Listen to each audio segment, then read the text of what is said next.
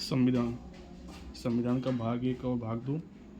भाग एक में है संगम उसका राज्य क्षेत्र, जो कि अनुच्छेद 1 से लेकर 4 तक है। अनुच्छेद 1, संघ का नाम एवं संघ क्षेत्र। पहला, इंडिया अर्थात भारत राज्यों का एक संघ होगा। राज्य एवं उसके राज्य क्षेत्र वे होंगे जो कि प्रथम अनुसूची में विनिर्दिष्ट हैं।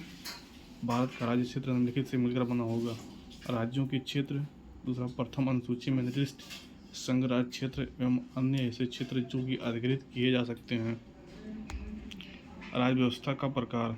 भारत एक संघ नहीं बल्कि एक राज्यों का संघ है। राज्यों का संघ, संघ बनाने वाली इकाइयों के बीच कोई समझौता नहीं होता, उन्हें संघ से अलग रहने का अधिकार नहीं है। अमेरिका अविनाशी राज्यों का अविनाशी संघ है, जबकि भारत नाशवान राज्यों का एक अविनाशी संघ है। अनुच्छेद 2, नए राज्यों का प्रवेश या स्थापना। संसद कानून द्वारा संघ में नए राज्यों को प्रवेश दे सकती है या ऐसी शर्तों पर स्थापित कर सकती है जिन्हें वह उचित समझे। अनुच्छेद 3, नए राज्यों का गठन और मौजूदा राज्यों के क्षेत्रों, सीमाओं और नामों में परिवर्तन। संसद कानून द्वारा किसी राज्य से क्षेत्र अलग करके या दो से अधिक राज्यों के क्षेत्रों के या राज्यों के भागों को मिलाकर या किसी क्षेत्र को किसी राज्य के भाग में मिलाकर एक अन्य नया राज्य बना सकती है। बी, किसी राज्य का क्षेत्र बढ़ाना हो गया। सी, किसी राज्य के क्षेत्र को कम करना। डी, किसी राज्य की सीमाओं में परिवर्तन करना। ई, किसी राज्य का नाम बदलना। नोट: अनुच्छेद 3 में दिए गए विषय से संबंधित विधेयक राष्ट्रपति की पूर्व सिफारिश से प्रस्तुत किया जाएगा, जो इस विधेयक को संबंधित राज्य विधानमंडल को भेजा जाएगा। 5वें संविधान संशोधन ने राष्ट्रपति को यह राज्य विधानमंडल के लिए अपने विचार व्यक्त करने हेतु समय सीमा निर्धारित करने का अधिकार दिया। अनुच्छेद 2 और अनुच्छेद 3 के बीच अंतर। अनुच्छेद 2 विदेशी राज्य को भारत में मिलाने की बात करता है, जबकि अनुच्छेद 3 मौजूदा राज्य में परिवर्तन की बात करता है। अनुच्छेद 4, पहली और चौथी अनुसूचियों में संवैधानिक संशोधन के लिए अनुच्छेद 2 और अनुच्छेद 3 के तहत बनाए गए कानून। अनुच्छेद 2 या अनुच्छेद 3 के तहत बनाया गया कोई भी कानून जो संविधान की पहली या चौथी अनुसूची में संशोधन करना है, उसे अनुच्छेद 368 के तहत संवैधानिक संशोधन नहीं माना जाएगा। इसलिए ऐसा कानून संसद में साधारण बहुमत से पारित किया जा सकता है। यदि भारतीय क्षेत्र को सौंपना है किसी दूसरे राज्य को, तो अनुच्छेद 368 के तहत संविधान की आवश्यकता होती है। जैसे बेरुवाड़ी केस संघ मामला 1960 का है।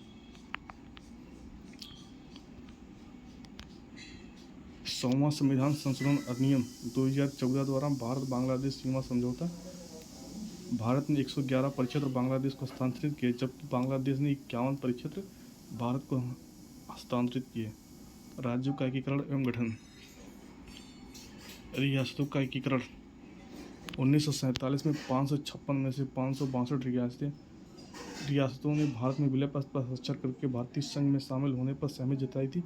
निम्नलिखित 3 प्रमुख रियासतों ने शुरू में भारत में शामिल करने से इनकार कर दिया था, लेकिन बाद में जम्मू कश्मीर को भारत में एक विलय पत्र के माध्यम से किया गया। जनमत संग्रह के द्वारा जूनागढ़ भारत का हिस्सा बन गया। हैदराबाद को सितंबर 1948 में ऑपरेशन पोलो के माध्यम से एक सैनिक अभियान के तहत भारत में एकीकृत किया गया था। 1950 में राज्यों को 4 तरीके से वर्गीकृत किया गया था: भाग ए, भाग बी, भाग सी, भाग डी। राज्यों के भाषाई आधार पर समितियां। धर समिति जो कि 1948 में बनी थी, इसके अध्यक्ष एस के धर थे। सिफारिश की गई राज्यों का पुनर्गठन प्रशासनिक सुविधा के आधार पर किया जाना चाहिए, न कि भाषाई कारकों के आधार पर। जेवीपी समिति 1947 में बनाई गई। इसके सदस्य थे जवाहरलाल नेहरू, वल्लभ भाई पटेल एवं पट्टाभी सीतारामैया। इसने भाषाई आधार पर राज्य बनाने के लिए विचार को खारिज कर दिया था। 1952 में असम तेलुगु भाषी राज्य के लिए 1952 में अलग तेलुगु भाषी राज्य के लिए भूख हड़ताल के बाद पट्टी श्रीरामल्लू की मृत्यु के बाद आंध्र प्रदेश का गठन हुआ। भारत का भाषाई आधार पर पहला राज्य बना 1953 में। भारत का भाषाई आधार पर बनने वाला पहला राज्य आंध्र प्रदेश है, जो कि 1953 में बना था। फजल अली आयोग या राज्य पुनर्गठन आयोग 1953। सदस्य न्यायमूर्ति फजल अली, के.एम. पडिक्कर और एच.एन. कुंजरू थे। एक भाषा एक राज्य के सिद्धांत को खारिज कर दिया और भाषाई आधार पर राज्य के पुनर्गठन का समर्थन किया। राज्य पुनर्गठन अधिनियम 1956। राज्य पुनर्गठन अधिनियम 1956 फजल आयोग की सिफारिशों के आधार पर पारित किया गया था। इसने राज्यों को 4 तरीकों के वर्गीकरण को हटा दिया एवं 1 नवंबर 1956 को 14 राज्य एवं 6 केंद्र शासित प्रदेश बनाए गए। राज्य गठन का कालानुक्रमिक क्रम। ट्रिक यहाँ पे है। आंध्र प्रदेश का 1 नवंबर 1956 को पूर्ण राज्य बना था। महाराष्ट्र को 1960 में, गुजरात को 1960 में, नागालैंड को 1963 में, हरियाणा 1966 में, हिमाचल प्रदेश 1971 में और मेघालय को 1972 में राज्य बना। बॉम्बे पुनर्गठन अधिनियम 1960 ने बॉम्बे को 2 नए राज्यों में विभाजित कर दिया। महाराष्ट्र एवं गुजरात दोनों राज्य 1 मई को अपना स्थापना दिवस मनाते हैं।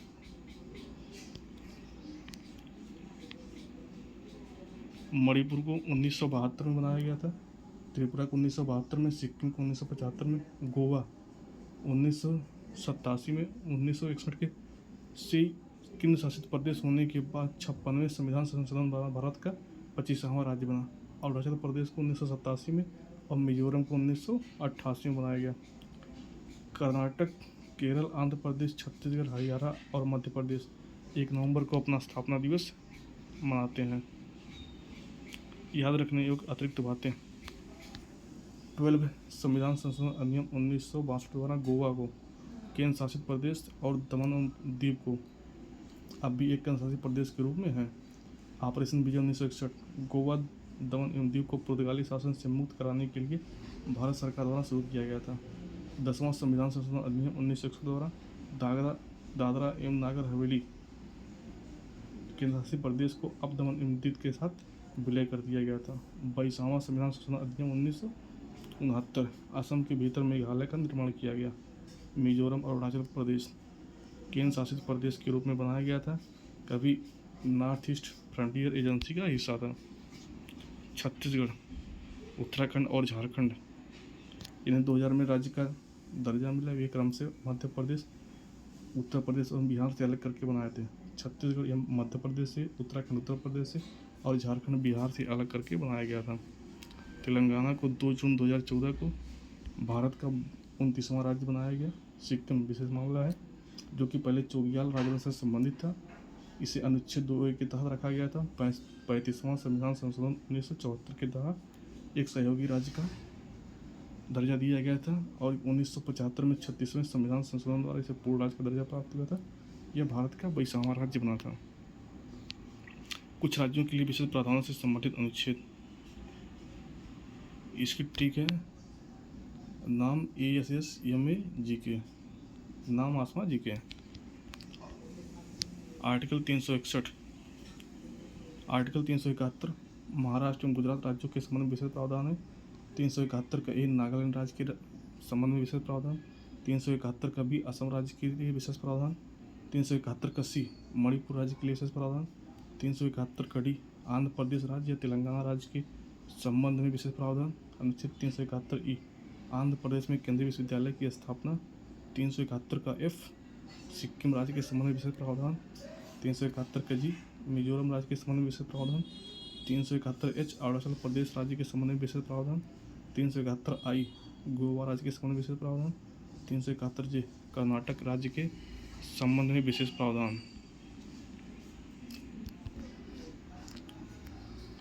भाग 2 नागरिकता, जो कि आर्टिकल 5 से लेकर 11 तक दिया गया है। आर्टिकल 5 संविधान के प्रारंभिक समय की नागरिकता।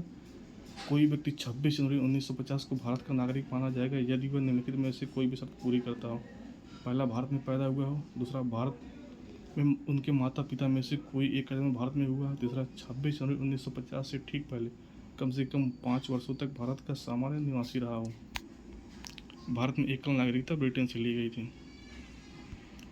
अनुच्छेद 6 इसमें पाकिस्तान से आए हुए कुछ व्यक्तियों को नागरिकता के अधिकार प्रदान किए गए थे। आर्टिकल 7 पाकिस्तान जाने वाले कुछ प्रवासियों की नागरिकता के अधिकार भारत से पाकिस्तान गए और फिर वापस भारत में आ गए थे। आर्टिकल 8 भारत के बाहर रहने वाले भारतीय मूल के कुछ व्यक्तियों के लिए नागरिकता के अधिकार। आर्टिकल 9 इसमें प्रावधान किया गया यदि कोई व्यक्ति स्वेच्छा से किसी विदेशी राज्य की नागरिकता प्राप्त कर ली है तो उसे भारत का नागरिक नहीं माना जाएगा। आर्टिकल 10 नागरिकता के अधिकारों का बने रहना। आर्टिकल 11 संसद कानून द्वारा नागरिकता के अधिकार को विनियमित करेगी। नागरिकता अधिनियम 1955 26 जनवरी 1950 के बाद नागरिकता के प्रावधानों से संबंधित है। नागरिकता का अधिग्रहण पहला जन्म से, दूसरा वंश से, तीसरा पंजीकरण से, चौथा प्राकृतिकरण से,